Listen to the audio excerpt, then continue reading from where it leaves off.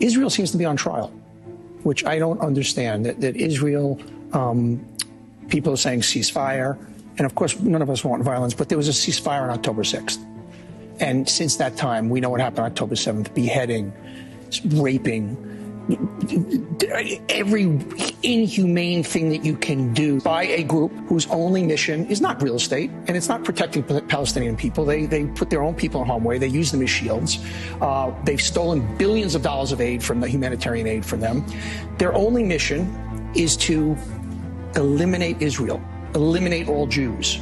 That's it. That's their mission. And yet, constantly, Israel seems to be on the defensive. There is something that, for some reason, evil is not graded the same way when it's against Jews and it's against Israel. And I don't understand that. There's such an anti-Israeli bias because their domestic politics under Netanyahu. Netanyahu needs to go, by the way. Correct. And I think U.S. foreign policy experts think that he may not be there. He may not be. But there is this real bias against the plight of Israel, even in the wake of 1,400 primarily civilians being slaughtered over an 8.5-hour period, mutilated, slaughtered, raped in front of their children and husbands and wives. And what has Israel since then been on the defensive, explaining every move they make? And obviously, like any human, we want to do everything we can to protect every life. Of course. But they're in a war.